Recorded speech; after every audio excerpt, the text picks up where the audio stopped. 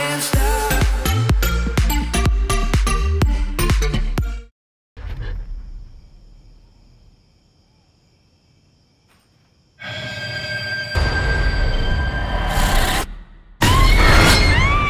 Is everything okay? Shut up! Shut up! Shut up!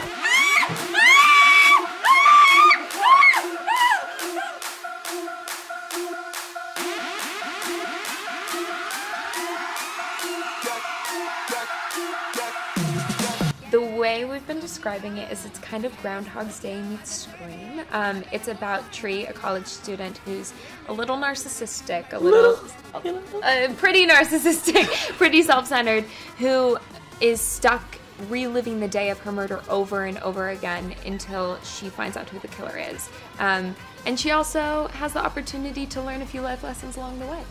The fact that it's horror, thriller, I don't know, it's just perfect all the way around. I also think it's going to be a great date movie because it's so fun and funny, but also scary. So girls and boys can grab the arm of their date and kind of hide behind and get a little snuggle time in. So I think it's a good Friday night movie. I think Chris did a really good job piecing together this movie, and just even with Scott in the script, but also in the editing room. Yeah. I think it's because the world is so developed and all of the characters are so fleshed out that it keeps you guessing all the time. And I also think they do an incredible job not letting the audience get ahead of Tree, our heroine. They're kind of learning and growing and figuring things out alongside of her. And as a result, hopefully the murderer will be a surprise. The way I see it is you have unlimited amount of lives, so you have unlimited opportunities to solve your own murder.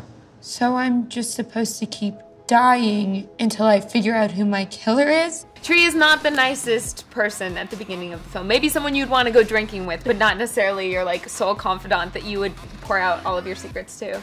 And the Naked Walk in particular, I was really lucky to have such an incredible cast and crew around, and all of the women in the crew during shooting that scene would stand around me with their jackets up, shielding me from... It was a cold day, too. It was a really cold day, but they were standing up, kind of like protecting me, and then right before they would yell action, everyone would chant my name, and I'd dance in the middle of the circle, and then when they said action, they would disperse, and I would saunter and do my walk, and then they would converge on me at the end, so it was one of the most empowering things I've ever done.